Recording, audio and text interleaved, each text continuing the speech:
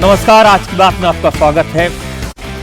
आज दिल्ली दंगों के 6 साल बाद सेशन कोर्ट ने आईबी अफसर अंकित शर्मा की हत्या के मामले में आम आदमी पार्टी के पूर्व पार्षद ताहिर हुसैन को उम्र कैद की सजा सुनाई। कोर्ट ने इस हत्या को बेहद गंभीर माना। जब मैंने सेशंस कोर्ट का जजमेंट पढ़ा तो रोंगटे खड़े हो गए।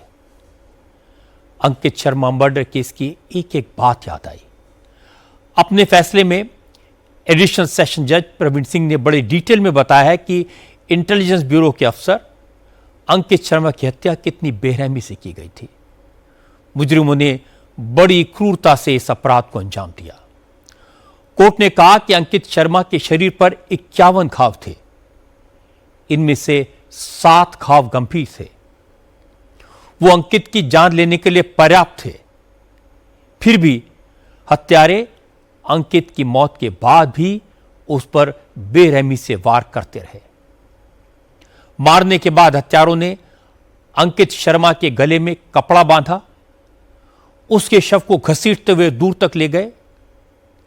हत्या से पहले भीड़ ने पूरी प्लानिंग के साथ निहत्थे अंकित शर्मा को उनके घर के पास घेरा था। पहले अंकित को बुरी तरह पीटा गया और जब वो घायल होकर बेदम होकर गिर पड़े तब हत्यारों ने धारदार हथियार से उस पर वार करना शुरू किया। कत्ल के बाद हत्यारों ने उनके शव को जानवरों की तरह घसीटा और डेड बॉडी को ले जाकर नाले में फेंक दिया। अंकित शर्मा के साथ जो बर्बरता हुई उसको सोचकर भी कलेजा कांप जाता है। आज हत्या और किडनैपिंग के इसी केस में दिल्ली की कोर्ट ने आम आदमी पार्टी के पूर्व काउंसिलर ताहिर हुसैन के साथ साथ नाजिम, कासिम, अनस और जावेद को भी उम्र कैद की सजा सुनाई। ताहिर हुसैन पर 5 लाख रुपए का जुर्माना भी लगाया गया है। एडिशनल सेशन जज प्रवीण सिंह ने कहा कि आईबी ऑफिसर अंकित शर्मा की हत्या ने समाज को झकझोर डाला, क्योंकि हत्यारों ने उनके साथ बहुत बेरहमी की थी। कपड़े से उनका गला इतनी बुरी तरह घोटा गया कि आंखें बाहर आ गईं।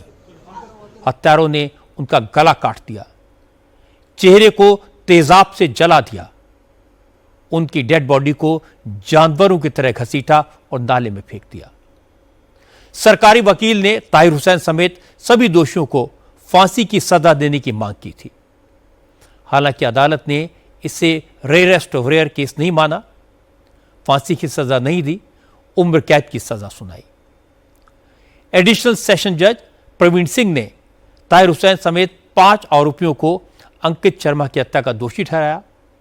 कोर्ट ने ताहिर हुसैन, नाजिम, कासिम, अनस और जावेद को हत्या, अपहरण, दंगा फैलाने और सांप्रदायिक नफरत फैलाने जैसे मामलों में अलग अलग सजाएं सुनाई हैं। सभी सजाएं एक साथ चलेंगी। अदालत ने ताहिर हुसैन पर 5 लाख रुपए और बाकी 4 दोषियों पर 25-25 हजार रुपए का जुर्माना भी लगाया। जुर्माने की रकम से 5 लाख रुपए अंकित शर्मा के परिवार को मुआवजे के तौर पर दिए जाएंगे। हालांकि कोर्ट ने 6 आरोपियों को बरी भी कर दिया। मामले की जांच दिल्ली पुलिस की क्राइम ब्रांच ने की थी। क्राइम ब्रांच के जॉइंट सीपी सुरेंद्र कुमार ने कहा कि वो 6 आरोपियों को बरी किए जाने के मामले को हाई कोर्ट में चैलेंज करेंगे। बड़ा ही ग्रेव इंसिडेंट था और एक ऑफिसर जो अपनी ऑन ड्यूटी वहाँ पर परफॉर्म करने गया था, तो उसके साथ ऐसी वारदात का होना कम से कम एक स्टेट को सीधा चैलेंज करने के बराबर है। और उसमें जो जजमेंट आ जाया है वो बड़ा ही सेटिस्फाइंग था। हालांकि हम उसमें कम से कम 1 या 2 कैपिटल पनिशमेंट भी एक्सपेक्ट कर रहे थे, लेकिन सबको उम्र कैद की सजा हुई है और हैवी फाइनेंशियल पेनल्टी लगी है, तो एक संतुष्टि भरा पल है एक हमारे। ऑर्डर हमने उसका स्टडी किया, एग्जामिन किया है और उसमें 2-3 एक्यूज ऐसे हैं जिसमें कि हमारे पास कंक्रीट सफिशिएंट टेक्निकल एविडेंसेस हैं। अब मैं यदि बताना चाहूँ तो एक नाम हसीन मुल्ला इसमें एक आदमी है जिसके हमारे पास टेक्निकल एविडेंसेस भी हैं। उसने फोन पर अपने से खुद कन्फेस किया है कुछ बातें, उनको भी एक बार दोबारा से रिविजिट किया जा रहा है, फाइल को भी दोबारा से देखा जा रहा है। हर किसी एविडेंस को अपनी उसकी अहमियत के हिसाब से उसको दोबारा देखा जा रहा है। निसंदेह हम हाई कोर्ट में जाएंगे और जो उनका एक्विटल हुआ उसको चैलेंज करेंगे। दिल्ली सरकार ने ताहिर हुसैन को दी गई उम्र कैद की सजा का स्वागत किया। दिल्ली सरकार के मंत्री कपिल मिश्रा ने कहा कि ताहिर हुसैन की सजा 2020 के दंगों में इंसाफ की शुरुआत है। अब हाई कोर्ट में उम्र कैद की सजा को फांसी में बदलने की अपील की जाएगी। देखिए, ये न्याय की शुरुआत है और हम लोग शुरू से बता ही रहे थे कि इसमें किस पक्ष ने, किन लोगों ने किस प्रकार की साजिशें रची, कैसे शाहीन बाग के नाम पे सड़कों को बंद किया गया, हिंदुओं के नरसंहार की तैयारी की गई, हथियार इकट्ठे किए गए, पत्थर इकट्ठे किए गए, एसिड इकट्ठा किया गया। और वो ताहिर हुसैन की छत का वीडियो भी सबके पास है। लेकिन जिस निर्ममता से आईबी ऑफिसर अंकित शर्मा जी को ताहिर हुसैन के घर में ले जाया गया, बाद में चाकुओं से गोदा गया, मरने के बाद भी चाकू मारे गए और बाद में शव को नाले में फेंक दिया गया, ये definitely rarest of the rare category का क्राइम है। और हम सभी लोग जो न्याय के पक्ष में हैं, हम सब लोग ये आशा करते हैं कि जब ये मामला उच्च न्यायालय में जाएगा तब ये उम्र कैद की सजा को फांसी की सजा में डेफिनेटली बदला जाएगा। ताहिर हुसैन भी कह रहा है कि दिल्ली हाई कोर्ट से न्याय मिलेगी, मुझे ये अधूरी न्याय है। देखिए, ताहिर हुसैन जैसे जो आतंकवादी और जिहादी होते हैं, उनको पता होता है कि बड़े बड़े वकील उनके लिए खड़े होने को तैयार बैठे हैं, बड़े बड़े नेता उनके समर्थन में आने को तैयार बैठे हैं और इसी उम्मीद में उन्हें लगता है कि वो बच जाएंगे।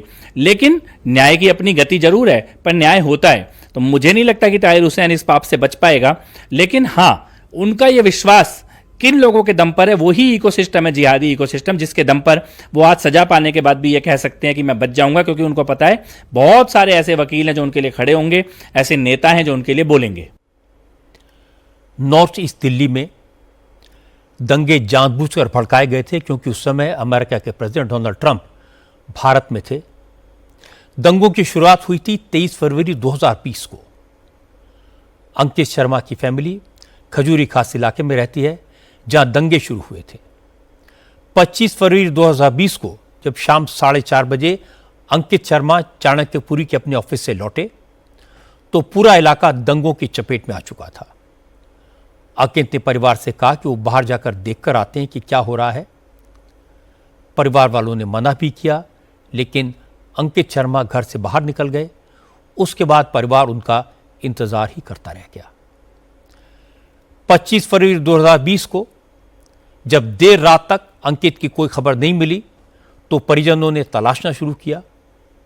पहले पास पड़ोस के लोगों से पूछा, फिर हॉस्पिटल में जाकर चेक किया। जब बेटा कहीं नहीं मिला तो अंकित की मां सुदेश ने देर रात पुलिस में अंकित के लापता होने की शिकायत दर्ज कराई। घर लौटने पर पास पड़ोस के लोगों ने बताया कि कुछ लोग अंकित शर्मा को किडनैप करके घसीटते हुए ताहिर हुसैन के कैंप ऑफिस के अंदर ले गए थे। अंकित के साथ 2 और लोगों को भी ताहिर हुसैन के कैंप ऑफिस ले जाया गया था। फैमिली मेंबर्स ने फिर से पुलिस से कहा कि उनके बेटे की तलाश की जाए। अगले दिन पुलिस टीम ने फैमिली मेंबर्स के साथ सर्च करना शुरू किया। घर से थोड़ी दूर नाले में अंकित शर्मा का क्षत विक्षत शव बरामद हुआ। पुलिस के मुताबिक ताहिर हुसैन ने ही हत्यारों को अंकित शर्मा को मारने के लिए उकसाया था। उसी ने इसकी पूरी प्लानिंग की थी। हत्या के वक्त वो पास की ही एक बिल्डिंग में मौजूद था और फोन पर उसे लगातार अपडेट मिल रहे थे। हालांकि सजा के ऐलान के बाद ताहिर हुसैन ने एक बार फिर खुद को बेकसूर बताया और कहा वो इस फैसले को हाई कोर्ट में चैलेंज करेगा। हाई कोर्ट से इंसाफ मिलेगा। हाई कोर्ट है, रेयर है, रेयर नहीं है। इंसाफ मिलेगा, हाई कोर्ट से मिलेगा। आपको लगता है इंसाफ का कोर्ट ने कहा कि ये rare of the rarest court? Sir, ये एक तरह से मैक्स फिक्स था। जब दिल्ली में दंगे भड़के तब ताहिर हुसैन आम आदमी पार्टी का पार्षद था। जांच के दौरान पुलिस को उसके घर से पेट्रोल बम, एसिड बम और बड़ी तादाद में ईंट पत्थर मिले थे। ताहिर हुसैन के घर की छत से एक बड़ी गुलेल भी बरामद की गई थी जिसका इस्तेमाल पास पड़ोस के घरों पर हमला करने के लिए किया गया था। जांच में पुलिस को पता चला था कि ताहिर हुसैन अंकित शर्मा को पहले से जानता था। क्योंकि वो एक जाना पहचाना चेहरा था, ताहिर हुसैन ने 24 और 25 फरवरी को अपने इलाके में भीड़ को हिंदुओं के घरों को टारगेट करने के लिए उकसाया था। उस वक्त दंगा भड़काने वाले ताहिर हुसैन की वीडियोज भी सामने आए थे। मुकदमे के दौरान इलाके के लोगों ने ताहिर हुसैन के खिलाफ गवाही दी थी। कोर्ट के सामने उसको दंगा उकसाने वाले शख्स के तौर पर पहचाना गया था। बीजेपी का आरोप है कि ताहिर हुसैन को उस वक्त केजरीवाल सरकार की सियासी सरपरस्ती हासिल थी। इसी वजह से ताहिर हुसैन दंगे की आग भड़काने में बहुत एक्टिव था। उसको लग रहा था कि राजनीतिक संरक्षण की वजह से वो बच जाएगा। नॉर्थ ईस्ट दिल्ली से बीजेपी के सांसद मनोज तिवारी ने बताया कि कोर्ट के फैसले के बाद आम आदमी पार्टी को दिल्ली की जनता से माफी मांगनी चाहिए। परिवार का क्या मतलब, उस क्षेत्र के सभी लोगों को यह अपेक्षा है कि इसमें मृत्युदंड होना चाहिए, क्योंकि आप सोचिए दिल्ली दंगा ने 53 लोगों की जान ली और ये सब ऑर्गेनाइज्ड क्राइम के तहत किया गया। तत्कालीन आम आदमी पार्टी के पार्षद ताहिर हुसैन ने सब कुछ रचा। जैसे आईबी ऑफिसर अंकित शर्मा की हत्या हुई, कोई भी आज भी वो हाथ और उसमें बंधी हुई रस्सी किसको नहीं याद है। किस तरह से ब्रूटल तरीके से अंकित शर्मा आईबी ऑफिसर को मारा गया, किस तरह छतों पे बोतलों में बम तैयार किए गए, पत्थर रखे गए, पूरी तैयारी से। आम आदमी पार्टी के संयोजक को, आम आदमी पार्टी को इसमें निश्चित रूप से क्षमा मांगना चाहिए नॉर्थ ईस्ट दिल्ली के लोगों से, क्योंकि उन्होंने उसको पार्षद का टिकट दिया था, उन्होंने उसको ताकत दिया था, जिसने इतना बड़ा दंगा करवाया, इतने बड़े जुर्म किए। तो निश्चित रूप से बनता है कि आज आम आदमी पार्टी अपने गिरेबान में झांके। आज एक बार फिर जब अंकित शर्मा की हत्या की घटना याद आई तो दिल दहल गया। रिपोर्टर्स ने उस वक्त मुझे बताया था कि हत्यारों ने बेकसूर अंकित को कितनी निर्ममता से मारा था। हत्यारे जानते थे अंकित आईबी का अफसर है, उसकी किसी से दुश्मनी नहीं थी, तो भी उसको बेरहमी से मार दिया गया, उसकी हत्या की गई। खौफ का माहौल पैदा करने के लिए मौत के बाद भी अंकित को चाकू से गोदा जाता रहा। बर्बरता की सारी हदें पार कर ली गई। ताहिर हुसैन और उसके साथियों ने अंकित शर्मा के साथ जानवरों से भी बदतर सलूक किया। इन हत्यारों ने उसकी डेड बॉडी को नाले में फेंक दिया। इस क्रूरता के लिए उम्र कैद की सजा भी कम है। ताहिर हुसैन आम आदमी पार्टी का मेंबर था, चुना हुआ पार्षद था, इसलिए उसका अपराध और भी गंभीर है।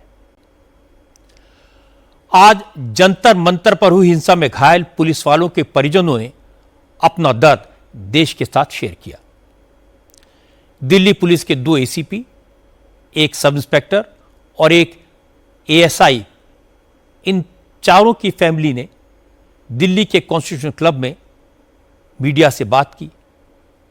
बताया कि स्टूडेंट प्रोटेस्ट के दौरान किस तरह भीड़ ने पुलिस वालों को टारगेट किया था। 20 जुलाई से 25 जुलाई के बीच हिंसा में दिल्ली के 250 से ज्यादा पुलिसकर्मी घायल हुए थे। पुलिस वालों को चुन चुनकर निशाना बनाया गया था और ये सारी चीजें वीडियो पर हैं। दिल्ली के एक सब इंस्पेक्टर की बेटी कुंजल ने बताया कि उसके फादर मरीन कमांडो की नौकरी के बाद पुलिस में आए थे। 20 जुलाई को जब संसद मार्च किया गया तब उनकी पोस्टिंग भी प्रोटेस्ट को कंट्रोल करने के लिए लगी थी। कुंजल ने बताया कि प्रोटेस्टर्स ने काफी एंटी सोशल एलिमेंट्स घुस आए थे, उन्होंने पुलिस वालों को टारगेट किया। कुंजल ने कहा कि जब रात में उसके फादर जख्मी होकर घर लौटे तो पूरा परिवार उनकी हालत देखकर शॉक था। मेरे पापा जब भी रात में घर आते थे तो वो बोलते थे कि अब ये प्रोटेस्ट स्टूडेंट प्रोटेस्ट नहीं लग रहा है, इसमें बहुत सारे एंटी सोशल एलिमेंट्स जुड़ चुके हैं। उसके अगले दिन ही 25 तारीख को my father was pulled bye a rowdy mob and he was almost lynched near the stage of Jantar Mantar. This happened on 25th and around 2 p.m. he was unconscious at the RML hospital for about 4 hours. रात को 10 बजे के करीब पापा के colleagues उन्हें घर लेके आए और उनकी यूनिफॉर्म पूरी खून से लाल थी। उन्हें ऐसे देख के हमारे लिए बहुत पेनफुल था। हमने जब उनसे पूछा कि पापा ये कैसे हुआ तो उन्होंने बताया कि बेटा कोई बात नहीं, ड्यूटी के टाइम पर छोटी मोटी चोटें लगती रहती हैं, पर मतलब उनके सर पे 4 टाँके आए हुए थे जो कि छोटी मोटी चोट नहीं थी। वो रात हमारे लिए बहुत मुश्किल थी। और जब मैंने सोशल मीडिया खोल के देखा तो सोशल मीडिया पे मेरे ही पापा को क्रिमिनल बता रहे थे। जिस पार्लियामेंट में पॉलिटिशियंस पुलिस वालों को क्रिमिनल बोल रहे हैं, उसी पार्लियामेंट को प्रोटेक्ट करने के लिए मेरे पापा ने अब इतनी सारी सीरियस इंजरीज ली हैं और मुझे यही बोलना था कि I am a proud daughter of a marine commando. Delhi police के एसीपी कैलाश बिष्ट के बेटे ने बताया कि प्रोटेस्टर्स ने उसके पापा को इतनी बुरी तरह पीटा था कि उनका सिर फट गया था, सिर में 4 टांके लगे थे। ये सब देखना पूरी फैमिली के लिए बहुत पेनफुल था, बहुत ट्रॉमेटिक था। एसीपी कैलाश के बेटे लक्ष्य बिष्ट ने कहा कि प्रोटेस्टर्स सड़क से लेकर सोशल मीडिया तक पुलिस वालों को टारगेट कर रहे थे। मेरे पापा भी जंतर मंतर के फ्रंट लाइंस पे उनकी ड्यूटी लगी थी प्रोटेस्ट में, and on 25 May at 2 PM मुझे पता चला कि मेरे फादर को उनके हेड पे इंजरी आ रखी है उनके फ्रेंड के थ्रू। जब मैंने फोटो देखी तो उनके हेड को शेव कर रखा था और उनके हेड पे लाइक स्टिचेस लग रहे थे 4। उसको देख के I was like really frustrated and मैं बहुत ज़्यादा डरा हुआ था। जब मेरे पापा घर आए तो उन्होंने मुझे बताया कि जो स्टूडेंट्स की जो प्रोटेस्ट उसमें बस स्टूडेंट्स नहीं है, उसमें राउडीज है, उसमें एग्रेसर्स हैं जो लाइक इस अपॉर्चुनिटी का यूज कर रहे हैं just to create chaos. And on 25 May unprovoked उन्होंने मेरे पापा और उनकी टीम के ऊपर पेल्टिंग स्टार्ट कर दी। उस टाइम मेरे पापा बिल्कुल भी प्रिपेयर नहीं थे, वो अपने सबऑर्डिनेट्स को ब्रीफ कर रहे थे। And when the pelting started मेरे पापा अपने सीनियर ऑफिसर्स को लाइक एक सेफ प्लेस में सिक्यूर करने चले गए, बट एक स्टोन उनके हेड पे हिट कर गया एंड उनका सर फट गया और उन्हें इंजरी हो गई। दिल्ली के एक असिस्टेंट सब इंस्पेक्टर की वाइफ सीमा ने बताया कि 20 जुलाई के प्रोटेस्ट के दौरान उनके हस्बैंड बुरी तरह घायल हो गए थे, उनको हॉस्पिटल ले जाना पड़ा। एएसआई की वाइफ ने कहा पूरी रात उनकी फैमिली ने भगवान से प्रार्थना की। लोगों को समझना चाहिए कि पुलिस वाले भी इंसान हैं, संसद में उनकी आवाज भी उठाई जानी चाहिए। 20 तारीख के बाद से आज तक यही नैरेटिव चलाया जा रहा है कि जो छात्र थे, जो छात्रों का प्रोटेस्ट था, उसको कि पुलिस के द्वारा बर्बरता से छात्रों को पीटा गया, लेकिन ऐसा नहीं है। ये अलग एक प्रोटेस्ट का एक हिस्सा दिखाया जा रहा है, जबकि प्रोटेस्ट का दूसरा हिस्सा कुछ और ही है। जंतर मंतर के प्रोटेस्ट के दौरान उन्हें भी अपनी ड्यूटीज दी गई थी। प्रोटेस्ट को उन्हें भी पीसफुली कंडक्ट कराना था। शाम को 7 बजे जब मैंने उनका फ़ोन मिलाया और उनसे बात हुई तो वो एक हॉस्पिटल LNJP हॉस्पिटल में एडमिट थे और अपना ट्रीटमेंट करा रहे थे। उन्होंने कहा कि जो भीड़ है वो ज़्यादा उग्र हो गई थी और भीड़ के अंदर कुछ शरारती तत्व भी शामिल हो गए थे, जिन्होंने पुलिस फोर्स पर गमलों से, जो भी उनके हाथ में चीजें आ रही थी, चप्पलों से, जूतों से और पत्थरों से उन्हें पुलिस फोर्स को घायल कर दिया था। मैं बहुत ज़्यादा घबरा गई थी। जब तक वे घर नहीं आए तो मेरी प्रतिक्रिया बहुत ही ज़्यादा मेरे लिए बहुत पेनफुल थी। आज पुलिस वालों के फैमिली मेंबर्स को एक मंच पर लाने का काम दिल्ली पुलिस महासंघ ने किया था। इसकी मेंबर उपनीत कौर के हस्बैंड भी दिल्ली पुलिस में एसीपी हैं। उपनीत कौर ने कहा जब ऐसे वायलेंट प्रोटेस्ट होते हैं तो फ्रंट लाइन पर ड्यूटी कर रहे पुलिस वालों की फैमिली के लिए एक एक पल बिताना भारी पड़ता है। मेरा नाम उपनीत कौर है और मेरे पति दिल्ली पुलिस में एसीपी के पद पे सेवाएं निभा रहे हैं। 20 जुलाई की रात, देर रात जब वो घर पहुंचे चोटिल हालत में, वो क्षण मेरी और मेरी बेटी 2 साल की बेटी के लिए बहुत ही दर्दनाक, बहुत ही ट्रॉमेटिक था। एक यूनिफॉर्म के पीछे सिर्फ एक पुलिस कर्मी नहीं होता, उसके पीछे होती है उसकी माँ, पिता, पत्नी, बच्चे और पूरा परिवार जो देर रात तक वेट करता है कि वो सुकुशल घर लौट आए। आज से 4 पुलिस कर्मियों के फैमिली मेंबर्स ने अपनी आप बीती सुनाई। इनके अलावा भी कई पुलिस वाले हैं जो स्टूडेंट प्रोटेस्ट के दौरान जख्मी हो गए थे। उनके फैमिली मेंबर्स भी मांग कर रहे हैं कि पुलिस वालों पर वायलेंट अटैक करने वालों के खिलाफ कानूनी कार्रवाई की जाए। ऐसी एक family sub inspector Ashok Meena की है। 20 जुलाई को जब संसद पर मार्च हुआ तो सब इंस्पेक्टर अशोक मीणा भी वहां पोस्टेड थे। उनके ऊपर पत्थरों से अटैक किया गया था, जिससे अशोक मीणा के सिर में चोट लगी। आज अशोक मीणा की वाइफ नीरज मीणा ने कहा कि प्रोटेस्ट के दिन पुलिस वालों पर अटैक की खबर सुनकर वो बहुत परेशान हुई थी, घबरा गई थी। उनको यकीन नहीं हुआ कि स्टूडेंट ऐसा कर सकते हैं। नीरज मीणा ने कहा कि हमलावर जो भी थे उनको सजा तो होनी चाहिए। उस दिन जिस दिन लगी वो तो मैंने यही था कि वो भी उनके पीछे हमारा परिवार चल रहा है, वो अपनी एक ड्यूटी भी निभा रहे हैं और हमारे घर की भी जिम्मेदारी निभा रहे हैं। अगर उनके कुछ हो जाता तो कौन जिम्मेदार था? आज पुलिस के लिए कई सवाल उठ रहे हैं, लेकिन जिस दिन कुछ होता तो हमारा कोई भी संभालने वाला नहीं था हमारे को, और फिर भी वो ड्यूटी कर रहे हैं, निभा रहे हैं। और उस दिन तो बहुत ही शॉक्ड था कि पता नहीं कितनी क्या लगी है। जब तक हम आंखों से नहीं देख लेते तब तो बहुत ही ज्यादा टेंशन में थे हम। हमारे भी बच्चे हैं, हमारे भी स्टूडेंट्स हैं, ये भी कल को एग्जाम देंगे, तो ऐसा कुछ पेपर लीक होगा तो ये भी आवाज उठाएंगे। लेकिन स्टूडेंट्स ऐसा नहीं कर सकते कि वो पत्थर इकट्ठा करेंगे, लाठी बोतलें ये करेंगे, ये कोई और हो सकता। 18-19 दिन तक तो कोई शांतिपूर्वक था, तब तो पुलिस ने कुछ भी नहीं किया। और फिर वो पुलिस पे उठ रहा है कि पुलिस ने किया, ये किया। नहीं, वो उनके आड़ में कोई और भी हो सकता है, उसमें वो जांच होनी चाहिए उनकी। पुलिस के परिवार वालों ने जो कहा, इसका सवाल कॉकरोच जनता पार्टी के फाउंडर अभिजीत दीपके के सामने भी आया, लेकिन उन्होंने पुलिस वालों पर अटैक के लिए बीजेपी को जिम्मेदार ठहराया। दीपके ने कहा कि उन्हें घायल पुलिस वालों के परिजनों के साथ पूरी हमदर्दी है, लेकिन बीजेपी ने स्टूडेंट प्रोटेस्ट को बदनाम करने के लिए अपने गुंडे घुसा दिए थे। उन्होंने ही पुलिस वालों को निशाना बनाया।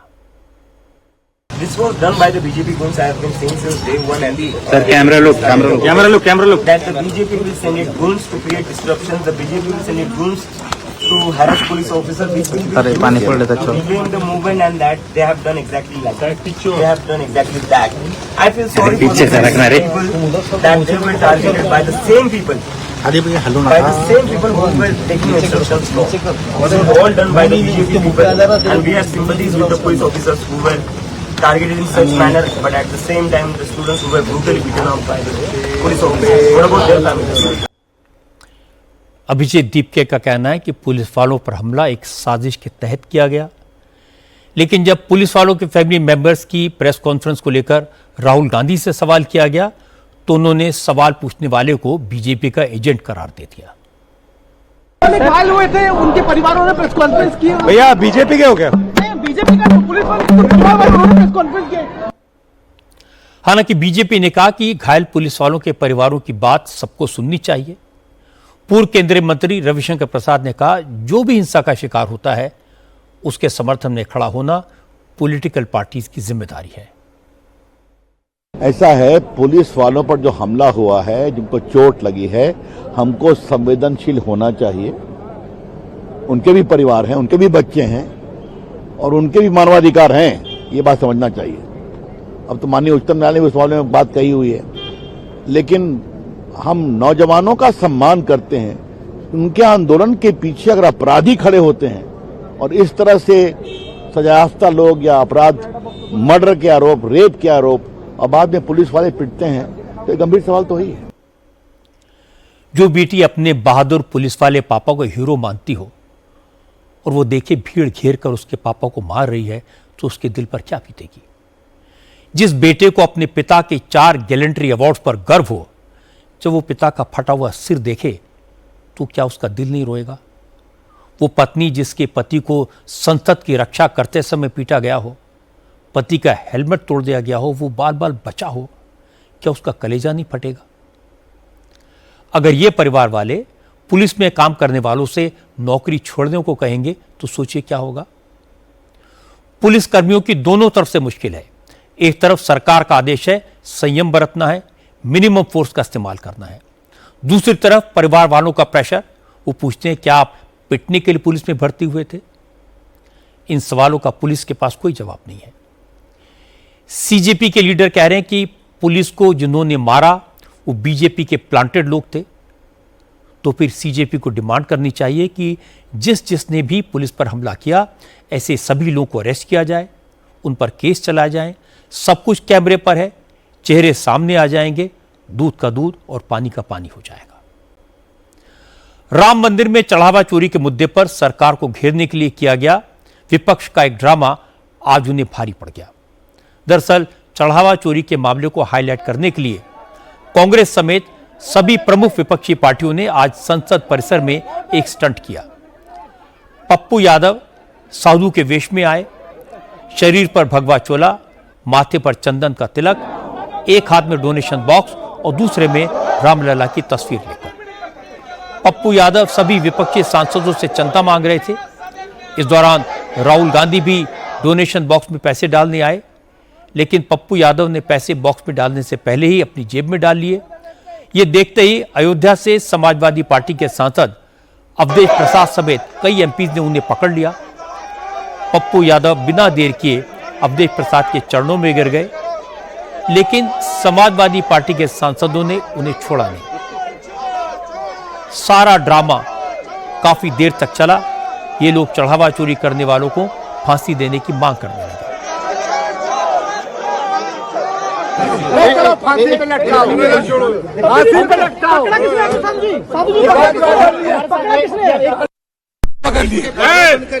राहुल गांधी जी का चोरी दे रहे थे दान, हमको लगा कि सब चोरी कर ले। धन का गबन करके ये भाजपा वाले सर क्या उपाय है? भाग रहे हैं। उपाय क्या है? भगवान के साथ गद्दारी, पकड़ लिए हैं, भगवान के साथ चोरी, क्या रास्ता? उपाय क्या? यहाँ पर कई पैसा दे रहे हैं, सब रख लिए, सब चोरी कर लिए। भाग रहे थे। राहुल गांधी जी हम लोग खाने नहीं देंगे, पैसा दे रहे थे अयोध्या में, सजा मिलेगी। सारे सांसद अयोध्याई धर लिए, धर लिया, चोर धर लिया, धर लिया भैया, धर लिया। दे रहा है, कह रहे हैं कि चोर को कह रहे बिना फांसी का नहीं छोड़ेंगे। इनको सभी समाजवादी सांसदों ने पकड़ लिया, धर लिया। चोर नहीं देंगे। ये पेटी छीन के ले चलेंगे।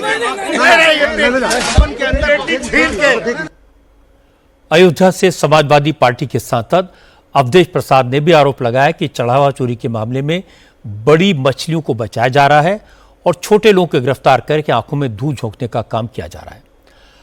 अवधेश प्रसाद ने कहा कि चढ़ावा चोरी करने वालों को सरकार सजा नहीं देगी तो प्रभु राम उनका हिसाब करेंगे। करोड़ों करोड़ों लोगों के आस्था का सवाल है। अयोध्या कलंकित की गई है, मर्यादा पुरुषोत्तम राम की जो मर्यादा है उसको तोड़ी गई है। अयोध्या के प्रभु श्री राम के लोगों को कलंकित किया गया है। सारा राष्ट्र एक साथ है और हमारे नेता माननीय अखिलेश यादव जी ने खुलासा किया।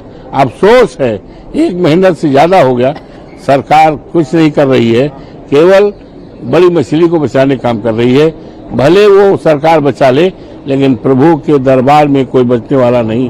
तुलसीदास जी ने भी कहा है, जब जब होए धर्म की हानि, बाढ़े असुर अधम अभिमानी, तब कोई न कोई शक्ति उदय होती है, इनका नाश करती है।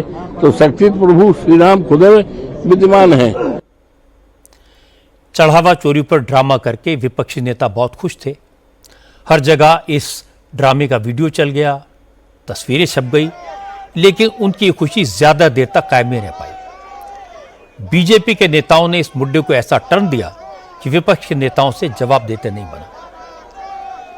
गिरिराज सिंह ने कहा कि पप्पू यादव को जानबूझकर भगवा वस्त्र पहनाए गए जिससे भगवा को बदनाम किया जा सके, साधु को शैतान साबित किया जाए। गिरिराज सिंह ने कहा कि अयोध्या में चढ़ावा चोरी में जितने भी लोग पकड़े गए हैं उनमें कोई साधु नहीं था, ट्रस्ट के कर्मचारी थे, उन्हें अरेस्ट कर लिया गया है। ऐसे में एक भगवाधारी साधु को चढ़ावा चोर दिखाकर विपक्ष सनातन का अपमान कर रहा है। गिरिराज सिंह ने कहा कि यह सब कांग्रेस के राहुल गांधी के इशारे पर हो रहा है। ये केवल सपा और पप्पू यादव और कांग्रेस ये सोची समझी रणनीति के तहत भारत के सनातन के साधु संतों को दिखाया गया चोर के रूप में। ये क्या सोची समझी रणनीति है? अपमानित करने का नहीं है तो और क्या है? यही कांग्रेस कभी कहा था कि आतंकवादी हिंदू। आज सदन के बाहर इस तरह की घटना, ये देश अब इसको नहीं बर्दाश्त करेगा। अखिलेश यादव समझते हैं कि हम सनातन को अपमान करेंगे। चोरी किया कर्मचारियों ने जेल में है और आप सनातन को गाली देंगे, भगवा को गाली देंगे। विश्व हिंदू परिषद के कार्यकारी अध्यक्ष आलोक कुमार ने कहा कि राम मंदिर में चोरी के मामले की जांच एसआईटी कर रही है, सुप्रीम कोर्ट इसकी निगरानी कर रहा है। इसके बावजूद कांग्रेस ने, विपक्षी सांसदों ने जिस तरह साधुओं के बहाने सनातन पर आक्रमण करने की कोशिश की है, उसका विरोध देश का हर हिंदू करेगा। ये आक्रमण भारत की सारी साधु शक्ति पर है, क्योंकि वो साधु किसी भी एक्चुअल व्यक्ति को रिप्रेजेंट नहीं कर रहा है। ये भारत की आध्यात्मिकता पर आक्रमण है। मैं ये स्पष्ट रूप से कहूंगा कि जिन लोगों ने यह कुकृत्य किया है, उनको भारतीय संस्कृति के बारे में, भारत की परंपराओं के बारे में, भारत के श्रद्धा बिंदुओं के बारे में कुछ पता नहीं है, और या फिर वह षड्यंत्र पूर्वक इस सब का अपमान करने पर तुले हुए। इसका देश भर में विरोध होगा, सब हिंदू शक्तियां मिलकर विरोध करेंगी। साध्वी निरंजन ज्योति ने कहा, जितनी आसानी से विपक्ष ने साधु का मजाक उड़ाया, साधु या संत बनना उतना आसान नहीं है। उन्होंने कहा कि राम मंदिर पर चढ़ावा चोरी करने वालों पर एक्शन हो रहा है, आरोपी गिरफ्तार किए गए हैं। इसके बावजूद अगर साधुओं का, संतों का इस तरह अपमान किया जाएगा तो इसका मतलब यही है कि सनातन को बदनाम करने की साजिश हो रही है। राजनीति इतनी स्तर तक ना गिरे कि हमारे सनातन धर्म को बदनाम किया जाए। संत बनना सहज नहीं है। मैं 45 साल से इस संत हूँ, गुरुदेव से दीक्षित हूँ, विधिवत संन्यास लिया है, लेकिन लाल कपड़ा पहन के तो कालने में भी आया था, लाल कपड़ा पहन के रावण भी आया था। साधु का भेष बनाना और साधु बनना, दोनों में धरती आसमान का फर्क है। मुझे लग रहा है यही किसी अन्य धर्म का भेष बना करके पार्लियामेंट में आते तो आज पूरे विश्व में तहलका मच जाता। पप्पू जी को मैं बहुत सम्मान करती थी, अपने बल पर वो चुनाव जीत के आते हैं, लेकिन कहीं ना कहीं या तो कांग्रेस को खुश करने के लिए या फिर प्रियंका गांधी और राहुल गांधी को खुश करने के लिए इस तरह की जो हरकत की है वो ठीक नहीं है। इस मामले में संत समाज के रिएक्शन भी मिले। अखिल भारतीय संत समिति के महासचिव स्वामी जितेंद्रानंद सरस्वती ने कहा कि पप्पू यादव जैसे क्रिमिनल बैकग्राउंड के नेता को साधु बनाना ही अपने आप में सनातन का अपमान करना है। उन्होंने भी भगवा के बदनाम करने वाले इस पूरे ड्रामे को राहुल गांधी का प्लान बताया। आज संसद परिसर का दुरुपयोग जिस प्रकार कांग्रेस, मल्लिकार्जुन खड़गे, राहुल गांधी और उनके प्रिय सांसद सजायाफ्ता अपराधी पप्पू यादव के द्वारा भगवा वस्त्रों में सनातन के अपमान के लिए किया गया।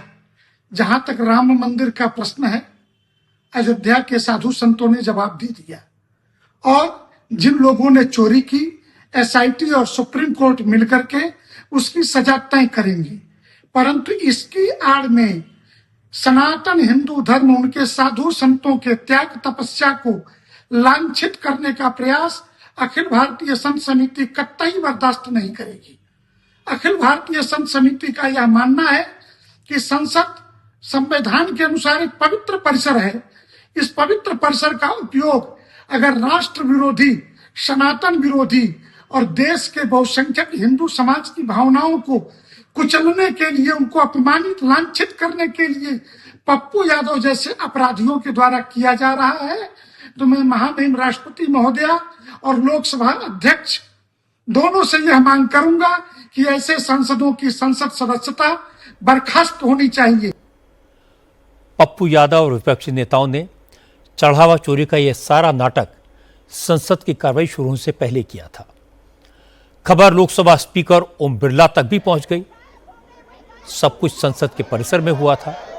तो 11 बजे जब लोकसभा की कार्रवाई शुरू हुई, ओम बिरला ने सदन में हंगामे और बाहर ड्रामे पर सख्त आपत्ति जताई। स्पीकर ने कहा वो कई बार विपक्ष से कह चुके हैं कि संसद एक पवित्र जगह है, यहां इस तरह के तमाशे नहीं चलेंगे। और मेरा आग्रह है, मैंने पूर्व में भी कहा था कि सदन के अंदर तख्तियां लेकर आकर बैनर लेकर आना ये संसद की परंपराओं और मर्यादाओं के अनुरूप नहीं है। और कुछ मान्य सदस्य तो वेश बदल कर संसद में जिस तरीके से पहनकर आते हैं, मेरी उन मान्य सदस्यों को चेतावनी है, संसद या संसद के परिसर में मुझे कई मान्य सदस्यों ने मिलकर और लिखकर दिया है कि संसद भवन और संसद परिसर की पवित्रता बनी रहनी चाहिए, मर्यादा बनी रहनी चाहिए। लेकिन आपको जनता ने चुनकर भेजा है संसद में चर्चा संवाद के लिए, आप सदन की पवित्रता को समाप्त कर रहे हैं, उसकी गरिमा को समाप्त कर रहे हैं। मैं आपसे पुनः आग्रह करता हूं कि आप अपनी अपनी सीट पर विराजें। आज राहुल गांधी ने पप्पू यादव के स्टंट में शामिल होकर एक बार फिर साबित कर दिया कि दूसरों का मजाक उड़ाने में उन्हें कितना मजा आता है। पर इस बार के नाटक में किरदार बनना महंगा पड़ सकता है। पप्पू यादव ने तो जो ड्रामा रील बनाने के लिए किया था, उन्होंने देखा था कि समाजवादी पार्टी के नेता जब संसद परिसर में चंदा चोरी का ड्रामा करते हैं तो उन्हें काफ़ी फुटेज मिलती है। डिम्पल यादव की रील्स काफ़ी वायरल हुई हैं, तो पप्पू यादव ने पूरी फिल्म ही बना दी। लेकिन रील्स के चक्कर में उन्होंने पूरे संत समाज को नाराज कर दिया। राम मंदिर के दान पात्र से मिली राशि की काउंटिंग में कोई साधु संत इन्वॉल्व नहीं थे। जितने भी लोग पकड़े गए हैं उनमें कोई भगवदारी संत नहीं है। पप्पू यादव ने जिस तरह सनातन का अपमान किया, जिस अंदाज में साधु संतों का मजाक उड़ाया, उनके लिए बचना काफी मुश्किल होगा। संसद ने आज birth and death registration amendment bill pass किया। इस बिल के पास होने से जन्म और मृत्यु के सर्टिफिकेट नियम कड़े कर दिए गए हैं। अब अगर कोई जन्म और मृत्यु के रजिस्ट्रेशन में देरी करता है तो उसे और उसके परिवार वालों को सरकारी दफ्तरों के चक्कर काटने पड़ेंगे। अगर रजिस्ट्रेशन में 1 साल से ज्यादा की देर होती है तो फिर डीएम या एसडीएम की परमिशन के बाद ही बच्चे का बर्थ सर्टिफिकेट बन पाएगा। और अगर 2 साल की देरी हो जाएगी तो फिर रजिस्ट्रेशन करवाने के लिए सीधे कोर्ट जाना पड़ेगा। जब जुडिशियल मैजिस्ट्रेट मंजूरी देंगे तभी बर्थ या डेथ सर्टिफिकेट बन पाएगा। इस बिल को लाने का मकसद फर्जी दस्तावेज के सारे रजिस्ट्रेशन पर रोक लगाना है। अभी कई लोग बच्चे के जन्म के कई साल बाद बर्थ सर्टिफिकेट बनाते हैं। डेट ऑफ बर्थ में भी हेराफेरी होती है, कई लोगों की अलग अलग डेट ऑफ बर्थ हो जाती है, लेकिन अब यह करना मुश्किल हो जाएगा। इसके अलावा फेक बर्थ सर्टिफिकेट पर भी रोक लगेगी। सरकार का मानना है कि जन्म और मृत्यु प्रमाण पत्र आजकल सिर्फ एक दस्तावेज नहीं है। स्कूल में एडमिशन से लेकर पासपोर्ट बनाने, सरकारी योजनाओं, संपत्ति विवाद और कानूनी प्रक्रियाओं में इनकी जरूरत रोज पड़ती है। लेकिन दुख की बात यह कि लोकसभा में इतना इंपॉर्टेंट बिल बिना बहस के पास हुआ।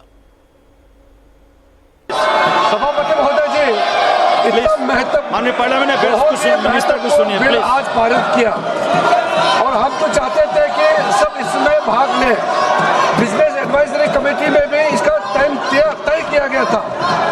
बाद में बाहर में जाकर के आप लोग ये नहीं कहना चाहिए ये बिना चर्चा के बिल पारित क्यों किया, ये नहीं कहना चाहिए। हमने बार बार कहा कि चर्चा के लिए आप लोग सब इस हाउस में आइए और जनता ने हमको जनता का बात रखने के लिए इस सदन में भेजा है। मैं कांग्रेस के सारा साथियों से भी बार बार गुहार लगाया कि महत्वपूर्ण बिल पे चर्चा होना चाहिए, लेकिन अफसोस की बात है कि इतना महत्वपूर्ण registration of birth and death amendment bill pay आज यहाँ पारित किया गया है लोकसभा के सदन में, लेकिन विपक्ष के साथियों ने किसी ने भी इस बिल के चर्चा में भाग नहीं लिया। ये दुर्भाग्यपूर्ण है।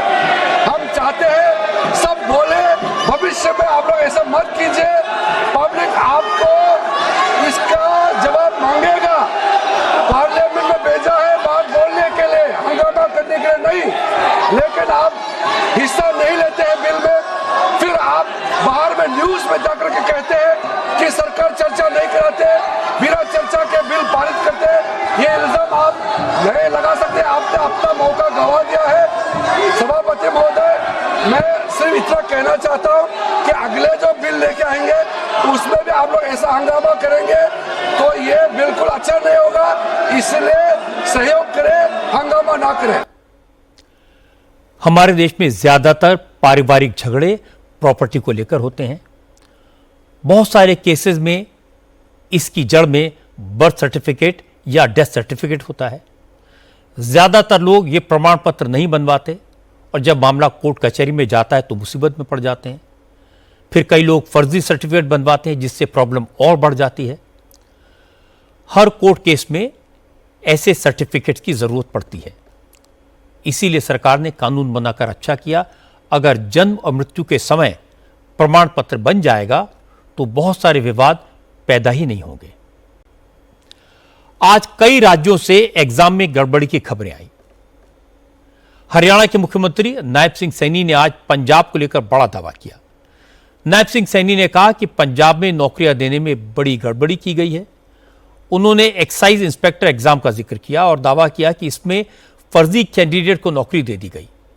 नायब सिंह सैनी ने कहा कि जिन लोगों को नौकरियां मिली हैं उनमें किसी के नाम की जगह फोटो लिखा है तो किसी का नाम स्टेट बैंक ऑफ इंडिया है। नायब सिंह ने कहा कि पंजाब सरकार ने नौकरियों की बंदर बांट की है।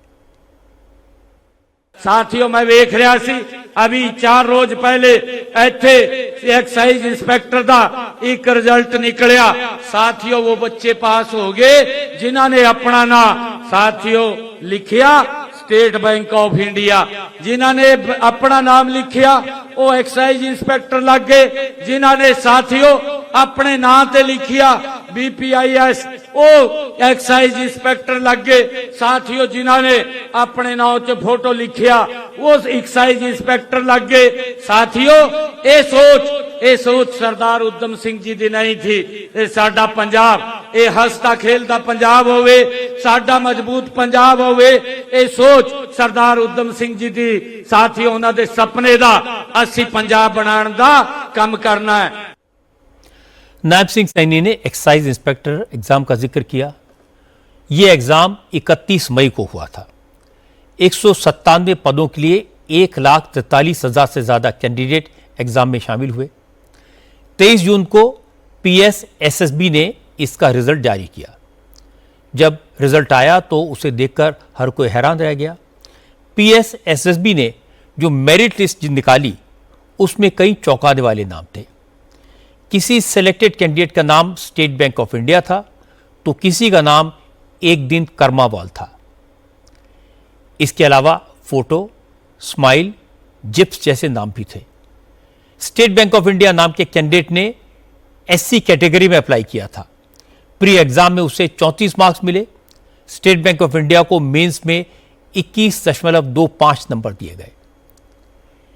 एक दिन कर्मावाला नाम के कैंडिडेट ने जनरल कैटेगरी में आवेदन किया था। उसे प्री एग्जाम में 22 नंबर मिले। वो मेंस के लिए क्वालिफाई नहीं कर सका।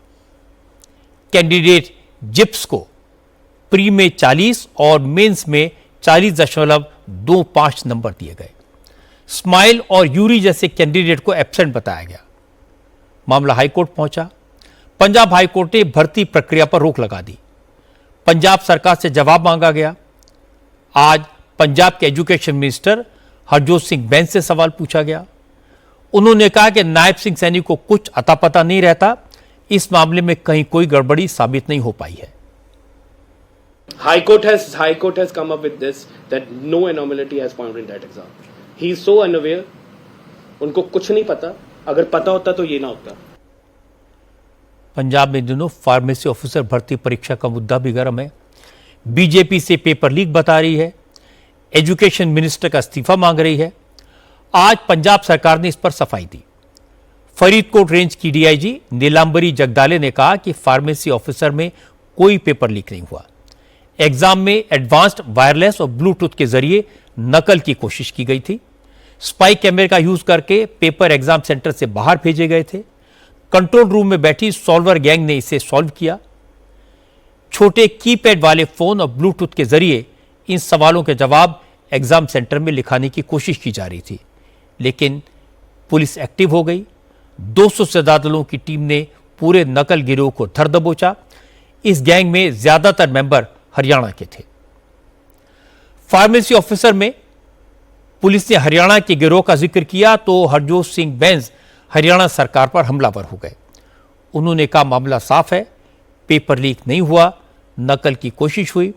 हरजोत बैंस ने कहा कि अगर समय रहते उन्होंने हरियाणा में इस गिरोह को पकड़ लिया होता तो पंजाब पुलिस को कार्रवाई करने की नौबत ही ना आती। पंजाब को, पंजाबियों को डिफेम करने की कोशिश है।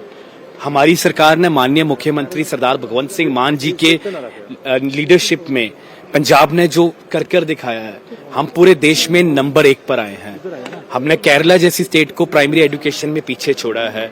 हमारे बच्चों ने नीट जेई में शानदार परफॉर्म किया है। फरीदकोट में 19 जुलाई को जो एग्जाम था उसमें हरियाणा के मास्टरमाइंड, जिन्होंने पता नहीं हरियाणा में कितनी चीटिंग्स, कितने लीक्स किए, वो पहला अटेम्प्ट पंजाब में करने आए थे और during the exam only Punjab police ने उनको पकड़ लिया। बड़ा सवाल तो आज ये खड़ा होता है कि हरियाणा के मुख्यमंत्री जो हरियाणा में रहते ही नहीं है और उन्होंने हरियाणा के कितने युवाओं के सपनों को कुचल दिया। बिकॉज अगर ये लोगों को हरियाणा में ही पकड़ लिया जाता तो पंजाब में ये अटेम्प्ट करने ही ना आते।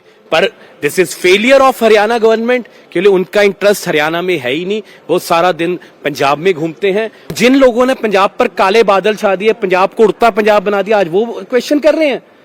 They will question about us. मान साहब ने दोबारा उड़ता पंजाब से पड़ता पंजाब बनाया है। पेपर लीक का मामला ओडिशा में भी आया। यहां मेडिकल पीजी का पेपर एग्जाम सेंटर से बाहर आ गया। व्हाट्सएप ग्रुप में सर्कुलेट हो गया। जो सवाल पेपर में पूछे गए थे उनके जवाब भी धड़ाधड़ व्हाट्सएप ग्रुप में लिखे जाने लगे। मामला all Odisha medical PG exam से जुड़ा है। 27 जुलाई को प्री और पैरा क्लिनिकल और क्लिनिकल का एग्जाम था। परीक्षा सुबह 10 बजे शुरू होनी थी, लेकिन 9:58 पर पेपर व्हाट्सएप ग्रुप में आ गया। इसी ग्रुप में माइकल कैस्टानेलो नाम के एक यूजर ने एग्जाम में पूछे गए कुछ सवालों के जवाब भी ग्रुप में डाल दिए। जैसे ही ग्रुप की इमेज सामने आई, अफसरों में हड़कंप मच गया। Odisha university of health sciences के अधिकारियों की वर्चुअल मीटिंग हुई। MKCG medical college and hospital के डीन प्रोफेसर हरिकृष्ण दलाई सफाई देने सामने आए। फर्स्ट ऑफ ऑल मु क्लैरिफाई कर दे, it is not a leak. अपन जो लीक कहउचंती, लीक टा होची क्वेश्चन पेपर जते बळे आसे आगुर आस्तला इन पैक्स, आजिकली ऑनलाइन आसुची। ऑनलाइन आसिला पर हम इटे संग संग प्रिंट आउट काढी की पिलांको डिस्ट्रीब्यूट करछो। ई खबर क्वेश्चन ही नै, so it is not a leak. MKCG medical college and hospital के डीन प्रोफेसर हरिकृष्ण दलाई के बयान का हिंदी में मतलब आपको बता देता हूं। उन्होंने कहा वाइस चांसलर के निर्देश पर एग्जाम में सुरक्षा बढ़ा दी गई है। उन्होंने कहा जो घटना हुई है उसकी शुरुआती जांच की गई है, इसे अभी पेपर लीक नहीं कहा जा सकता। प्रोफेसर हरिकृष्ण दलाई ने कहा कि अगर क्वेश्चन पेपर एग्जाम शुरू होने से पहले बाहर आता तो उसे पेपर लीक ही माना जाता, लेकिन इस केस में ऐसा लग रहा है कि पेपर को मोबाइल या फिर किसी दूसरी इलेक्ट्रॉनिक डिवाइस से फोटो खींचकर एग्जामिनेशन सेंटर से बाहर भेजा गया। लेकिन मामले ने तूल पकड़ लिया। कांग्रेस के नेता रणदीप सिंह सुरजेवाला ने क्वेश्चन पेपर की इमेज ट्विटर पर शेयर की और लिखा बीजेपी राज में एक और पेपर लीक हो गया। कई दूसरे लोगों ने भी इस पर सवाल उठाए। इसके बाद Odisha university of health sciences के अफसर हरकत में आए। मामले की जांच के लिए 5 लोगों की कमेटी बनाई गई। ये कमेटी अगले 72 घंटे में रिपोर्ट देगी क्या वाकई में पेपर लीक हुआ या सिर्फ ये मामला चीटिंग से जुड़ा है। आज जितने भी एग्जाम्स में पेपर लीक की खबरें आई, पंजाब में एक्साइज इंस्पेक्टर की भर्ती हो या फिर फार्मेसी की, स्टेट लेवल के सिविल सर्विसेज एग्जाम हो या फिर स्टेट के मेडिकल पीजी एग्जाम, सबको इमीडिएटली कंफर्म करना मुश्किल है। सब जगह जांच हो रही है, लेकिन एक बात साफ है कि हमारे देश में तरह तरह के एग्जाम्स होते हैं, अलग अलग राज्यों में होते हैं, कई कई भाषाओं में होते हैं। एग्जाम में हर तरह की गड़बड़ी को पेपर लीक कहना आजकल ट्रेंड हो गया है। एक तरह का फैशन है, क्योंकि इससे माइलेज मिलती है और हर जगह राजनीतिक दल अपने विरोधियों को ऐसे मामलों में घेरने की कोशिश करते हैं। इसीलिए जरूरी है कि नंदन नीलकेणी की अध्यक्षता में जो कमेटी बनी है वो पूरे देश में एग्जाम्स के लिए एक स्टैंडर्ड सिस्टम लाए, जिसे हर जगह हर एग्जाम के लिए लागू किया जा सके। बीटेक स्टूडेंट पर दिए गए बयान को लेकर तेलंगाना के मुख्यमंत्री रेवंत रेड्डी विवादों में घिर गए हैं। विपक्षी पार्टियां इसे छात्रों का अपमान बता रही हैं। दरअसल हैदराबाद में एक इवेंट में रेवंत रेड्डी ने इंजीनियरिंग से ग्रेजुएशन करने वाले स्टूडेंट की काबिलियत पर सवाल उठा दिए। उन्होंने कहा, तेलंगाना में हर साल करीब 1.25 लाख छात्र बीटेक करते हैं, लेकिन उन्हें एक फॉर्म तक भरना नहीं आता। उन्होंने बीटेक की पढ़ाई को क्रिमिनल वेस्ट बताया। रेवंत रेड्डी ने कहा, इंजीनियरिंग की पढ़ाई करने के बाद ये छात्र छोटी मोटी नौकरी करना अपनी शान के खिलाफ समझते हैं, लेकिन कोई नया स्किल नहीं सीखते। उनके माता पिता कहते हैं, बच्चों ने बीटेक किया है, उन्हें नौकरी दिलाओ। మీరు ఆ పిల్లలకు అప్లికేషన్ ఇచ్చి వాని ఉద్యోగం కోసం అప్లికేషన్ ఫిలప్ చేయమని ఇది క్రిమినల్ వేస్ట్. వాడు ఇంజనీరింగ్ చదువుకున్న చిన్న జాబ్ కోడు, స్కిల్స్ నేర్చుకోడు. अब विपक्ष रेवंत रेड्डी के क्रिमिनल वेस्ट वाले बयान पर सवाल उठा रहा है। भारत राष्ट्र समिति के नेता कह रहे हैं कि तेलंगाना और आंध्र प्रदेश में हजारों बच्चे बीटेक करने के बाद विदेशों में नौकरी कर रहे हैं। अमेरिका में तेलुगु लोगों की तादाद तेजी से बढ़ी है। हर साल वो करोड़ों रुपए कमाकर भारत भेजते हैं। इसके अलावा इसरो समेत भारतीय संस्थानों में भी तेलंगाना के छात्र काम कर रहे हैं। ऐसे में इंजीनियरिंग की पढ़ाई को क्रिमिनल वेस्ट कहना सही नहीं है। बीजेपी भी रेवंत रेड्डी के बयान को गलत बता रही है। निशिकांत दुबे ने कहा कि उन्होंने अखिल भारतीय विद्यार्थी परिषद में रेवंत रेड्डी के साथ काम किया है। तब वो बहुत मेहनती और अच्छे नेता थे, लेकिन लगता है कि राहुल गांधी की संगत में आकर बिगड़ गए हैं। तेलंगाना के मुख्यमंत्री अच्छे आदमी हैं, हमारे बहुत पुराने मित्र हैं। हमने और उनने संघ परिवार को बढ़ाने में, विद्यार्थी परिषद को बढ़ाने में बड़ा योगदान किया। जब 95 की मैं पदयात्रा कर रहा था स्वदेशी जागरण मंच की तरफ से सेवाग्राम से अलकबीर तक 750 किलोमीटर की पदयात्रा, तो उस पदयात्रा में वो बढ़ चढ़कर हिस्सा ले रहे थे रेवंत रेड्डी साहब। बेसिकली वो विद्यार्थी परिषद से निकले हैं तो उनकी मानसिकता तो ठीक है, लेकिन राहुल गांधी जो कहते हैं उनको वही इंप्लीमेंट करना है। तो वो दुखी हो गए हैं और वो राहुल गांधी के ही कहने पर, जो राहुल गांधी जी कहते हैं कि ये बात बोलो, तो इसी बात के आधार पर वो बोल रहे हैं। इसमें रेवंत रेड्डी का कोई दोष नहीं। लेकिन कांग्रेस रेवंत रेड्डी का बचाव कर रही है। किरण रेड्डी ने कहा कि मुख्यमंत्री की बात को गलत समझा गया। वो तो एजुकेशन क्वालिटी और स्किल डेवलपमेंट की बात कह रहे थे। His intention was the teaching standard is not up to the mark in Telangana. That's why the students, engineering students, are not able to deliver properly after finishing their degree, getting into the education, getting into the employment. So he want to talk about the skill development. Whereas KTR wants to show that, tell that he is a cheap minister, rather chief minister. I want to tell to KTR is the management quota who came from his father's background. KTR doesn't have a brain.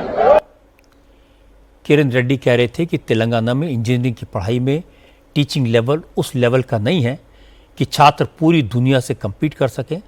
मुख्यमंत्री रेवंत रेड्डी ने पढ़ाई का स्तर और skill सुधारने की बात की थी, लेकिन पिता के नाम पर मैनेजमेंट कोटा से पढ़ाई करने वाले KT रामाराव को ये बात समझ में नहीं आएगी। सब जानते हैं कि हमारे देश में इंजीनियरिंग में एडमिशन पाना, एग्ज़ाम पास करना और फाइनली इंजीनियर बनना मुश्किल काम है। इसके लिए स्टूडेंट सालों साल मेहनत करते हैं। उनकी पढ़ाई को क्रिमिनल वेस्ट कहना ठीक नहीं है। अगर रेवंत रेड्डी की बात का मतलब ये है कि इंजीनियरिंग की पढ़ाई और बेहतर होनी चाहिए, तो उसे कहने का उनका तरीका भी अलग होना चाहिए। अब पश्चिम बंगाल की बात करते हैं। चीफ मिनिस्टर शुभेंदु अधिकारी ने बीरभूम में 15,000 करोड़ की राजस्व चोरी का आरोप लगाया है। शुभेंदु अधिकारी ने इस चोरी के लिए सीधे सीधे ममता बनर्जी को जिम्मेदार ठहराया। उन्होंने कहा कि पिछली सरकार की मिली भगत के बिना इतने बड़े पैमाने पर रेवेन्यू में हेराफेरी नहीं हो सकती थी। कल मैंने आपको दिखाया था कि बीरभूम में एक स्टोन व्यापारी तुलू मंडल ने ऐसा रैकेट बनाया जिससे हर साल करोड़ों रुपए की हेराफेरी हुई। तुलू मंडल टीएमसी नेता का करीबी है। शुभेंदु अधिकारी का दावा है कि हर साल बीरभूम से 1000 करोड़ के राजस्व का नुकसान हो रहा था। 15 साल ममता बनर्जी की सरकार रही, इस हिसाब से पश्चिम बंगाल को 15,000 करोड़ रुपए के रेवेन्यू का नुकसान हुआ। বিগ র্যাকেট এরকম বহু জেলাতে আছে, বহু জায়গা আছে।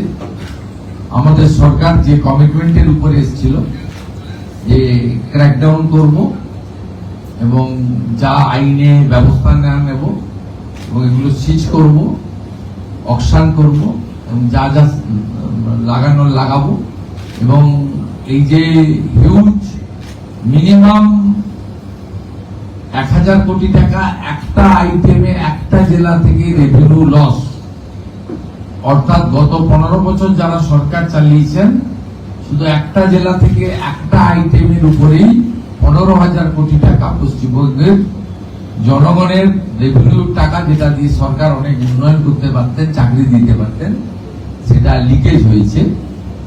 তাই মূল যে লাভার্থী, মেন যে বেনিফিশিয়ারি, তাকেও আমরা খুঁজে বের করার জন্য যা যা করার, যতদূর যাওয়ার আমরা যাব। अब मैं आपको हिंदी में बता देता हूँ शुभेंदु अधिकारी ने बंगला में क्या कहा। उन्होंने कहा इसके पीछे एक बड़ा रैकेट है जिसे जल्दी क्रैकडाउन कर लिया जाएगा। इस रैकेट में शामिल लोगों की संपत्तियां सीज होंगी, सख्त धाराओं में एक्शन होगा, उनकी नीलामी की जाएगी। शुभेंदु अधिकारी ने कहा कि एक जिले से हर साल 1000 करोड़ का नुकसान हो रहा था, यानी 15 साल जिन्होंने सरकार चलाई उनके राज में 15,000 करोड़ का नुकसान हुआ। इन पैसों से जिले का विकास किया जा सकता था, बेरोजगारों को नौकरी दी जा सकती थी। इस काम में जो भी लोग शामिल हैं उन्हें पकड़ने के लिए जहां तक जाना पड़ेगा वहां तक जाएंगे, जो करना होगा वो सब करेंगे। कल मैंने आपको बीरभूम में एक ड्राइवर के घर से बरामद 28.5 करोड़ रुपए कैश की तस्वीरें दिखाई थी। ये तस्वीरें वाकई में चौंकाने वाली थी। आज शुभेंदु अधिकारी का यह कहना कि सिर्फ बीरभूम में 15,000 करोड़ रुपए के सरकारी रेवेन्यू की लूट हुई है, वाकई में शॉकिंग है। लेकिन यह बात सही है कि इतने बड़े पैमाने पर टैक्स की चोरी बिना पॉलिटिकल प्रोटेक्शन के नहीं हो सकती, और जितने लोग इस मामले में पकड़े गए हैं वो कहीं ना कहीं तृणमूल कांग्रेस से कनेक्टेड हैं। निर्वासित बांग्लादेशी राइटर तस्लीमा नसरीन 19 साल बाद आज कोलकाता लौटी। एयरपोर्ट पर तस्लीमा नसरीन का अंदाज देखने वाला था और उनका स्वागत भी जोरदार हुआ। वो भावुक भी हो गई। उन्होंने कोलकाता लौटने पर खुशी जताई। उन्होंने कहा कि कोलकाता लौटना अपने वतन लौटने जैसा है। तस्लीमा नसरीन ने कहा कि बंगाल के पूर्वी हिस्से यानी बांग्लादेश के दरवाजे भले उनके लिए बंद हैं, लेकिन बंगाल का दूसरा हिस्सा उनके घर जैसा है। उन्होंने अपनी कोलकाता यात्रा को घर वापसी से भी बड़ा बताया और कहा कि ये उस आवाज की वापसी है जिसे कट्टरपंथियों ने दबाने की कोशिश की। तस्लीमा नसरीन कल कोलकाता में आयोजित एक कार्यक्रम में हिस्सा लेंगी। इस कार्यक्रम में पश्चिम बंगाल के मुख्यमंत्री शुभेंदु अधिकारी के भी शामिल होने की उम्मीद है। तस्लीमा नसरीन 1994 में अपने उपन्यास लज्जा को लेकर चर्चा में आई थी। बांग्लादेशी कट्टरपंथियों ने उन्हें जान से मारने की धमकी दी। उन्होंने बांग्लादेश छोड़ दिया। इसके बाद वो कई देशों में रही। 2004 से तस्लीमा कोलकाता में रहने लगी। 2007 में उनकी किताब द्विखंडितों को लेकर विवाद हुआ, कंट्रोवर्सी बढ़ी, तो बंगाल के उस समय के मुख्यमंत्री बुद्धदेव भट्टाचार्य ने तस्लीमा को कोलकाता छोड़ने के लिए कह दिया। वो दिल्ली और जयपुर गई और इसके बाद विदेश चली गई। अब 19 साल बाद कोलकाता लौटी हैं। तस्लीमा नसरीन की वापसी पर शुभेंदु अधिकारी सरकार के मंत्री दिलीप घोष ने लेफ्ट और टीएमसी पर निशाना साधा। उन्होंने कहा कि तुष्टीकरण की सियासत की वजह से तस्लीमा कोलकाता नहीं आ पाई, लेकिन अब बंगाल में हर किसी को सुरक्षा की गारंटी है और हर किसी को कोलकाता आने की आजादी है। कोलकाता में बहुत लोग आते हैं, सारा दुनिया के लोग आते हैं, सिटी ऑफ जॉय। हाँ, ये परंपरा को खंडित किया था टीएमसी सीपीएम ने। वहाँ सिलेक्टिव लोगों को आने दिया जाता था जो उनके पक्ष में बोलेंगे। आज सरकार बदला है, लोकतंत्र है, और कोई अगर यहाँ आके कुछ कार्यक्रम करना चाहते, कोई बुलाना चाहता है, सरकार के पास और ढंग से अपील करेगा, कंप्लेंट नहीं होगा तो बिल्कुल सरकार उसको अनुमति देगा। जो चाहते हैं बुला करके उनकी बात सुने, जिनको पसंद है उसको माने। ये तो कोई सीक्रेट नहीं है कि तस्लीमा नसरीन को ज़्यादातर मौलवी और इस्लामिक स्कॉलर पसंद नहीं करते। कट्टरपंथी विचारधारा के लोग उनकी किताबों को बुरा मानते हैं, उनके विचारों से सहमत नहीं होते। इसीलिए उन्हें बांग्लादेश छोड़ना पड़ा। इसीलिए ममता बनर्जी ने उन्हें कोलकाता में घुसने नहीं दिया। तस्लीमा को कोलकाता में आने की परमिशन देने का मतलब होता अपने वोट बैंक को नाराज करना। लेकिन ममता बनर्जी ने हमेशा अपीजमेंट की राजनीति की, इसलिए तस्लीमा नसरीन को कोलकाता वापस लौटने में 19 साल लग गए। आतंकवाद के खिलाफ आज बंगाल की पुलिस को बड़ी कामयाबी मिली। बंगाल के स्पेशल टास्क फोर्स ने जैश ए मोहम्मद के एक आतंकवादी को गिरफ्तार किया है। एसटीएफ ने इस आतंकी को बर्धमान जिले के एक हाउसिंग कॉम्प्लेक्स से पकड़ा। पकड़े गए आतंकी का नाम हामिद मंडल है। आरोप है कि वो बंगाल के चीफ मिनिस्टर शुभेंदु अधिकारी की इंफॉर्मेशन कलेक्ट कर रहा था, उनकी रैकी करने में लगा था। एसटीएफ को शक है कि हामिद मंडल सीएम शुभेंदु अधिकारी पर हमले का प्लान कर रहा था। उसके मोबाइल और दूसरे गैजेट्स की जांच में पाकिस्तानी कनेक्शन सामने आया है। वो जैश ए मोहम्मद के आतंकी सज्जाद भट्ट से सीधे आदेश ले रहा था। सज्जाद भट्ट पुलवामा हमले के मास्टरमाइंड में से एक है जो पाकिस्तान में बैठा है। हामिद मंडल पर कई दिनों से बंगाल एसटीएफ की नजर थी। वो हावड़ा में कपड़ा मिल में काम करता था। करीब 2 महीने पहले वो बर्धमान आया और सुरक्षा एजेंसी की नजर से बचने के लिए एक हाउसिंग सोसाइटी में किराए पर रहने लगा। आज जब वो अपने घर से निकलकर जिम पहुंचा तो एसटीएफ ने उसे वहीं अरेस्ट कर लिया। बर्धमान में जैश के आतंकी के मिलने की खबर से लोग शॉक्ड हैं।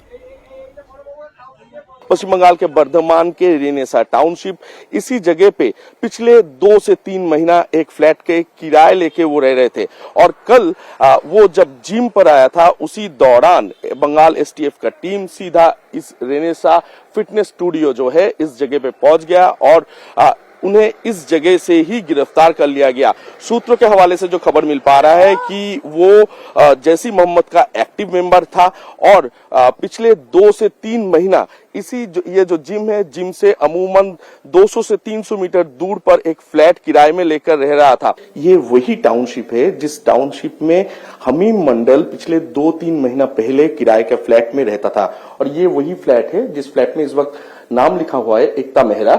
इसी एकता मेहरा नाम के किसी महिला के से ये फ्लैट किराए में लिया था हमीम मंडल और अपने परिवार के साथ वो यहाँ पर रहता था।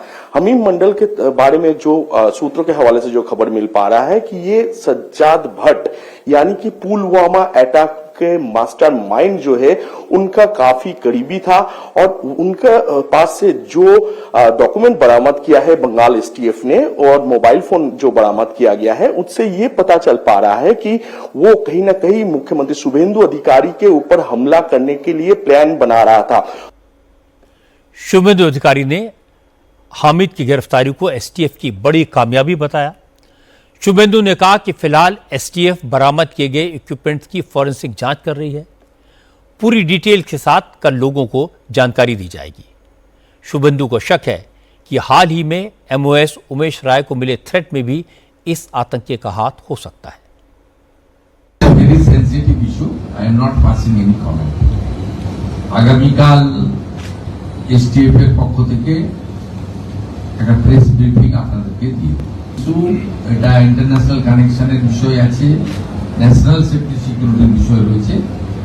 ইনিশিয়ালি এটা নিয়ে আমার অন্তত কিছু বলা উচিত নয়। শুধু আমি তো নয়, কালকে এসটিএফ বলবে টাকাটা সাইফুল আপনি কালকে শুনবেন। আবার এমওএস উমেশ রায় অলসো এই স্ক্যানারের মধ্যে ছিল, বাকিটা আমি বলছি। ভেরি সেন্সিটিভ ইস্যু, প্লিজ এর থেকে বেশি আমাকে দিয়ে বলাবেন না। शुभेंदु अधिकारी बंगला में कह रहे थे कि एक आतंकवादी की गिरफ्तारी बड़ी कामयाबी है।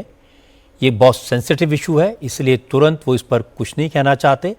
शुभेंदु ने कहा यह मामला इंटरनेशनल कॉन्स्पिरेसी का है, सवाल नेशनल सिक्योरिटी का है, इसलिए एसटीएफ की ब्रीफिंग का इंतजार करना चाहिए। शुभेंदु ने कहा हो सकता है कि कल एसटीएफ ये साफ कर दे कि एमओएस उमेश राय समेत कई और बड़े चेहरे आतंकियों के रडार पर थे। पश्चिम बंगाल के लीडर ऑफ ऑपोजिशन ऋतुपर्व बनर्जी ने भी एसटीएफ के एक्शन की तारीफ की। उन्होंने कहा कि मामले की तह तक जाने के लिए एसटीएफ के साथ सेंट्रल एजेंसीज को भी इस मामले की जांच में शामिल करना चाहिए, क्योंकि ये बंगाली नहीं पूरे देश के लिए चिंता का विषय है। This is a very serious matter, a matter of utmost importance, because this Jaish-e-Mohammed link of the person who has been alleged of operating, or he was staying in Purv Bardhaman, Renaissance city, and see, this type of shadowing cannot be done in a few days or in a few months. It must be happening for a long time. So the STF has taken up the issue. The matter is very serious. And I believe, if necessary, agencies like NIA should also be involved, because security of an elected chief minister should be of prime importance. Also the people, if some people see somebody coming from across the border and staying here and operating, he must have some local help. So all those local helps also need to be identified. If necessary, along with STF, other central agencies should be involved in this matter, because this is a matter of great concern. ऋतुपर्व Banerjee कह रहे थे कि housing society से आतंकी पकड़ा जाना चिंता की बात है। इस तरह की शेड्यूलिंग एक दिन या एक महीने में नहीं हो सकती, ये लंबे समय से चल रही होगी। ऋतुपर्व ने यह भी कहा कि बिना लोकल सपोर्ट के संभव नहीं है, इसलिए सिक्योरिटी एजेंसीज को मामले की गहराई तक पहुंचना चाहिए। आज धार की भोजशाला में जुमे की नमाज बड़े शांतिपूर्ण तरीके से पढ़ी गई। भोजशाला परिसर के पीछे एक जमीन तय कर दी गई थी जहां पर नमाज हुई। बारिश के बीच करीब 150 नमाजी खसरा नंबर 612 पर पहुंचे। नमाज ठीक से हो सके इसके लिए प्रशासन ने पूरी तैयारी की थी। पूरे इलाके में बैरिकेड लगाए गए। नमाज वाली जगह से लेकर भोज परिसर के आसपास पुलिस बल तैनात रहा। दरअसल कल सुप्रीम कोर्ट ने विवादित परिसर से सटी दरगाह की जमीन खसरा नंबर 596 पर दोपहर 1 बजे से 3 बजे तक नमाज की इजाजत दे दी थी। कोर्ट ने यह भी कहा था अगर दोनों पक्ष आपसी सहमति से किसी दूसरी जगह पर नमाज की जगह चुनते हैं तो कोर्ट को कोई आपत्ति नहीं होगी। मुस्लिम पक्ष ने साफ कर दिया कि उन्हें जो जमीन मिले वहां से मस्जिद साफ दिखनी चाहिए, जिसके बाद पुलिस, प्रशासन और मुस्लिम समाज के बीच कई मीटिंग्स हुई। मुस्लिम पक्ष ने खसरा नंबर 612 को चुना। देर रात पुलिस प्रशासन ने जमीन का सर्वे किया। जमीन उबड़ खाबड़ थी, बुलडोजर की मदद से उसे समतल किया और आज वहां जुमे की नमाज पढ़ी गई। जैसे लोगों को पता चला कि खसर नंबर 612 पर नमाज पढ़ी जाएगी, हिंदू पक्ष के लोग वहां जमा होने लगे और नमाज का विरोध जताने लगे। अच्छी बात यह कि पुलिस और प्रशासन ने किसी तरह लोगों को समझाया और नमाज करवाई। मुस्लिम पक्ष ने भी कहा उन्होंने कोर्ट के फैसले का पालन किया और इंटरिम रिलीफ के आधार पर यहां नमाज पढ़ी गई। आप देखकर चौंक जाएंगे कि स्पेन पर किस तरह हजारों इलीगल माइग्रेंट्स ने धावा बोल दिया है। मोरक्को से 60,000 से ज्यादा अवैध अप्रवासी स्पेन के शहर सेउटा में दाखिल हो गए हैं। स्पेन में जबरन एंट्री के दौरान कम से कम 34 लोग मारे गए हैं। स्पेन की सरकार के मुताबिक कल देर रात अचानक मोरक्को की तरफ से हजारों लोगों ने उसके ऑटोनोमस इलाके सेउटा पर एक साथ एंट्री करने का प्रयास किया। मोरक्को के हजारों नागरिक समुद्र के रास्ते सेउटा में दाखिल होने लगे। उन्होंने बाहरी लोगों को रोकने के लिए बनाई गई फेंसिंग को तोड़ डाला और स्पेन में घुस गए।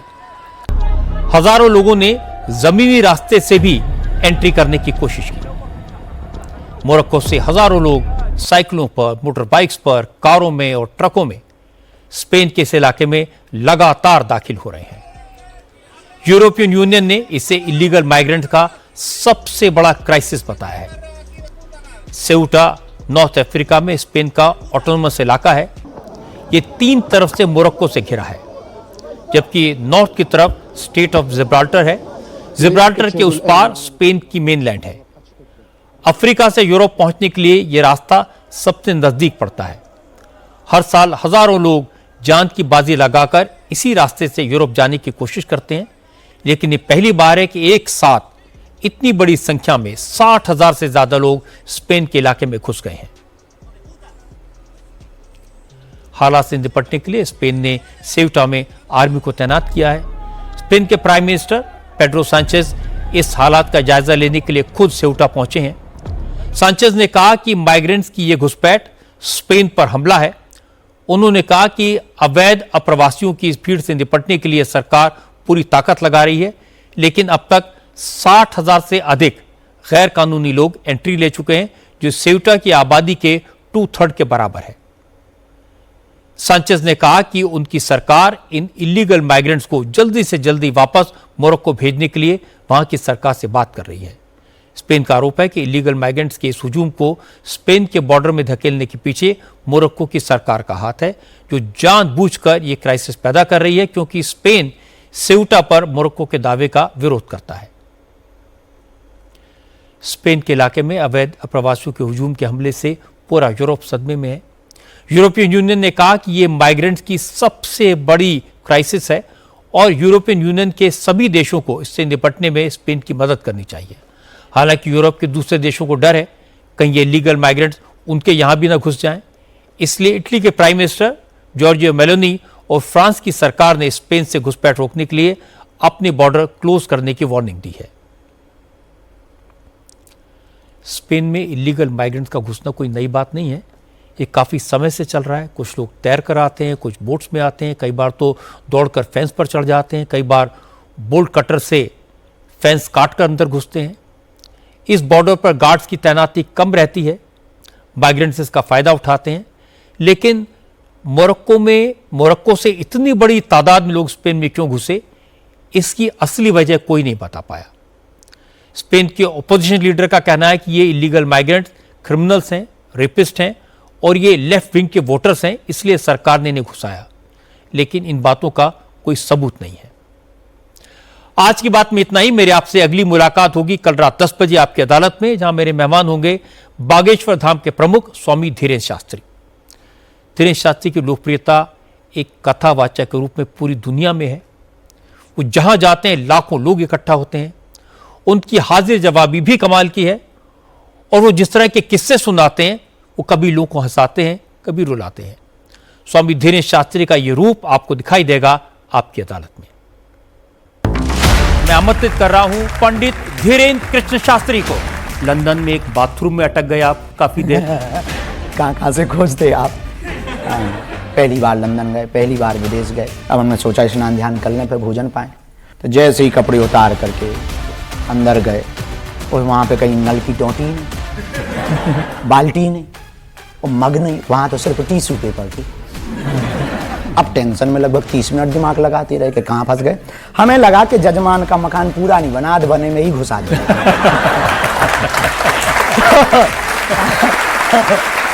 जैसे तैसे नहा करके निकले। जजमान बोला गुरुजी कोई असुविधा तो नहीं? हमको एक भी सुविधा नहीं। अरे हमका मकान तो तुम्हारा करोड़ों का है, 60 रुपया की बाल्टी और 20 रुपया का नल फिट नहीं करवा।